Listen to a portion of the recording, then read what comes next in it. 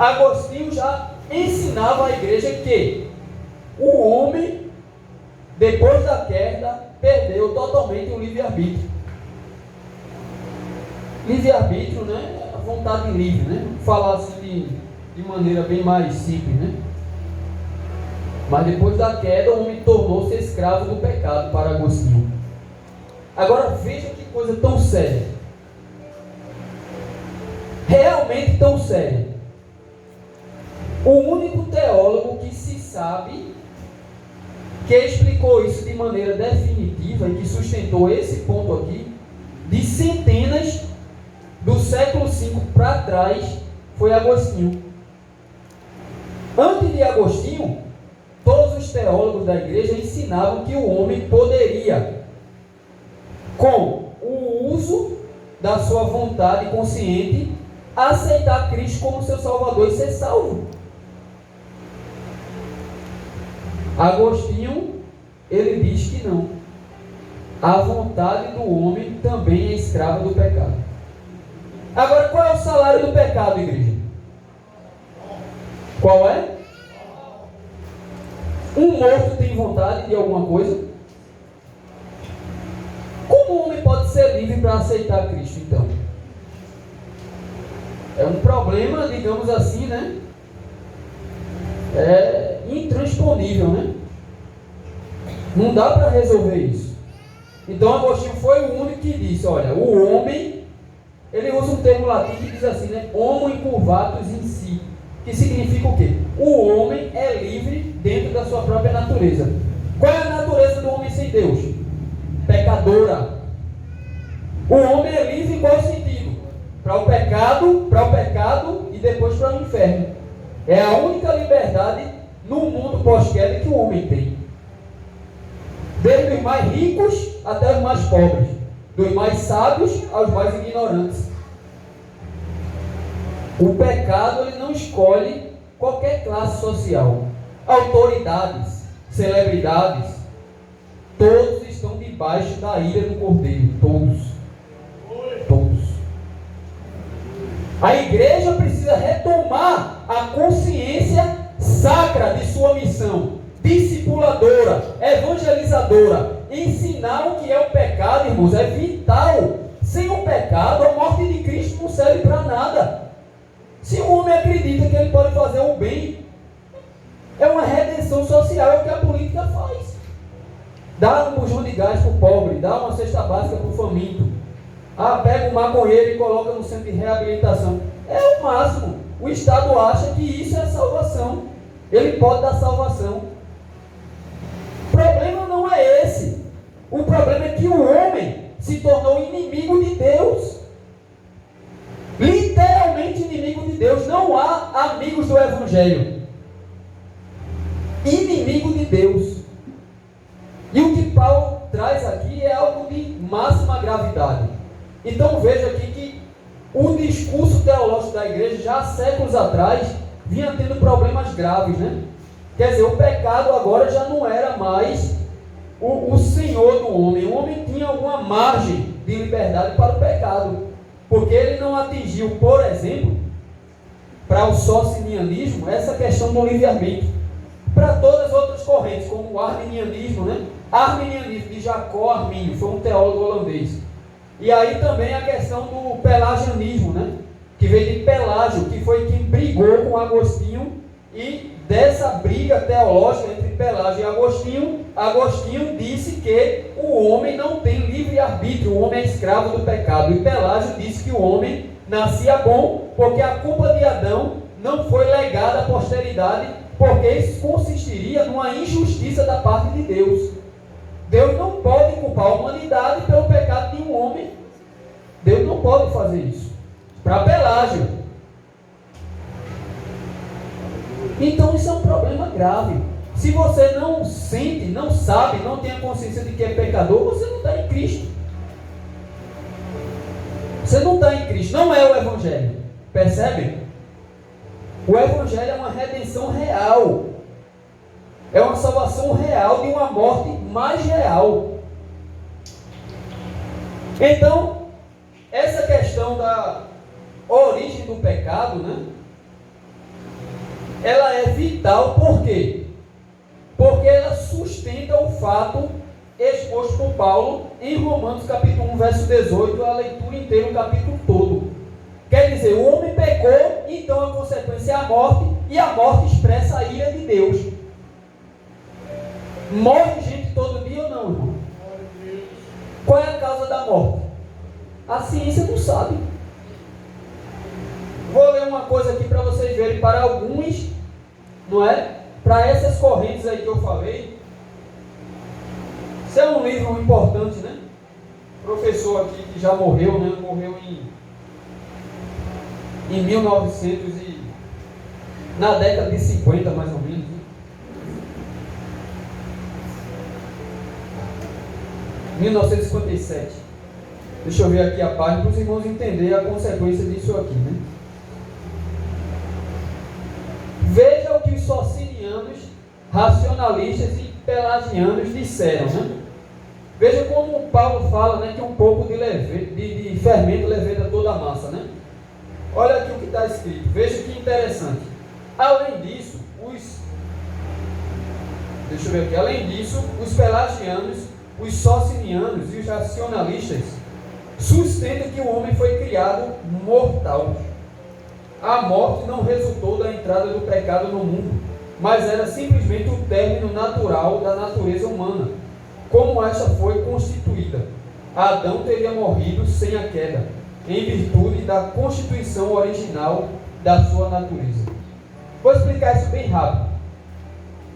Esses homens aqui negaram a teologia e se converteram à ciência. É isso que a ciência ensina. A ciência ensina que o homem é o quê? Um produto da natureza. A medicina trabalha com o quê? Com a biologia, com a genética, etc, etc. O homem é um ser natural. Ele morre porque a natureza o recolhe para si. Aí a expressão que os irmãos conhecem bastante aí, que é mãe natureza, né? Quer dizer, a natureza se torna um ídolo. É o que Paulo vai falar aqui lá na frente, né? Que eles mudaram a glória do Deus incorruptível, né? E etc. Ele vai explicar mais isso. Então veja que esses homens aqui eram teólogos, mas eles negaram a doutrina do pecado original, dizendo que Adão era mortal. Ao contrário, a Bíblia diz que Adão, ele era imortal, irmãos. Adão não morria.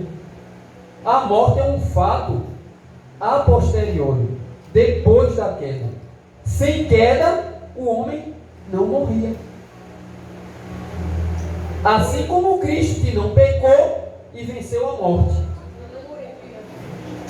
Esse é o ponto. Adão tornou-se mortal. Ele não era mortal. Deus disse o quê? Certamente, se comeres, pois no dia que comeres do fruto da ciência, da árvore da ciência, do bem e do mal, certamente morrerás. Fim. Isso é negar a base da obra expiatória de Cristo. Se você diz que Adão era mortal, você chama Deus de mentiroso. Uma pessoa dessa não merece um segundo de atenção. Mas na época que nós vivemos, irmãos, a doutrina é um artefato do passado. As pessoas não estão interessadas em conhecer a Deus. Sobre conhecer a Deus é a melhor coisa, conhecer a Deus. Tem cristão de 30 anos que nunca leu a Bíblia uma única vez. 30 anos na igreja, nunca leu a Bíblia uma única vez. Não é possível conhecer a Deus sem o livro de Deus. Impossível. Você vai conhecer um espírito, um demônio, um pajé, qualquer coisa. A Deus não. Um anjo. A Deus não. A Bíblia diz: santifica-os na verdade. A tua palavra é a verdade. Então o homem precisa, a igreja precisa conhecer a Deus no encontro com a verdade, que é a palavra de Deus. Amém, irmãos? Amém. Então, o pecado ele foi esvaziado, primeiramente, do seu significado teológico, redentor. Em segundo lugar, foi esvaziado do significado moral. Por Porque se o pecado, ele for um problema apenas adâmico, a nossa moral resolve o problema. Nós impomos uma moralidade para agradar a Deus. E Deus deve assinar embaixo. Por quê? Nós nos esforçamos para fazer o melhor para Deus. Não roubamos, não mentimos, pagamos imposto, etc. Não é essa receita aí de bons mocinhos. E está tudo certo com Deus. Aleluia. Não é? Mas a Bíblia não suporta nem por um segundo uma ideia como essa. A Bíblia diz, porque todos pecaram e destituídos estão da glória de Deus. O homem é pecador e por consequência herda o castigo eterno aplicado por Deus a Adão. E Deus não volta atrás, irmão. Deus não volta atrás. Nós vemos que morre do mais velho a bebês. Bebês morrem na barriga da mãe. É o pecado. Qual é o salário do pecado? É o quê? A morte. Deus não é romântico.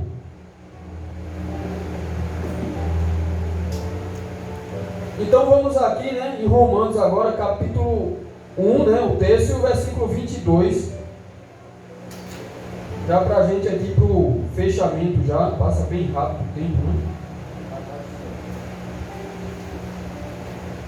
Romanos capítulo 1, nós vamos ver aqui o versículo já posterior, no versículo 19, né? Diz assim: porquanto o que de Deus se pode conhecer, nele se manifesta, porque Deus nos manifestou, né? Porque as suas coisas invisíveis, desde a criação do mundo, tanto o seu eterno poder, como a sua divindade, se entendem claramente e se veem pelas coisas que estão criadas, para que eles fiquem inexcusáveis, né? Em suma, o que Paulo explica aqui é que a revelação de Deus, a revelação natural, é suficiente para que o homem reconheça que há um Criador. Há um Criador. Um exemplo desse ponto é o seguinte: quem conscientemente deseja morrer? A resposta é ninguém. Mas todos morrem. Por que o homem foge da morte? A ciência não responde, a filosofia não responde, as ciências não respondem, a teologia responde. O homem foge da morte porque o homem acredita ser justo. O homem olha para o céu e diz para Deus: eu não mereço morrer, eu sou um homem digno, eu cumpro meus deveres sociais, familiares, econômicos, etc, etc. É injusto eu morrer. Ou vocês não ouviram, irmão? Todo dia você ouve: morreu João, morreu Fátima, era uma pessoa tão boa, fazia o bem às pessoas, caridosa, educado, e coisa desse gênero, né? A Bíblia diz o quê? Porque todos os pecados destituídos estão da glória de Deus, porque o salário do pecado é a morte, mas o dom gratuito de Deus é a vida eterna por Cristo Jesus nosso Senhor. A morte não se apartará da história humana até que Cristo regresse para tomar sua noiva. A morte é um castigo inalienável, irreversível de Deus para o homem. Não há escapatória da morte. E o homem odeia esse fato. O homem deseja a imortalidade. Há empresas trabalhando nisso. E eu estou falando literalmente, existem empresas de genérica, de medicina, trabalhando nisso. A longevidade. Tem até um termo que eles usam, né? Imortalismo. Os homens querem viver para pecar em paz. Mas a notícia é: Deus não deixa ninguém pecar em paz. O juízo de Deus é real, irreversível, inevitável e inescapável. Virá.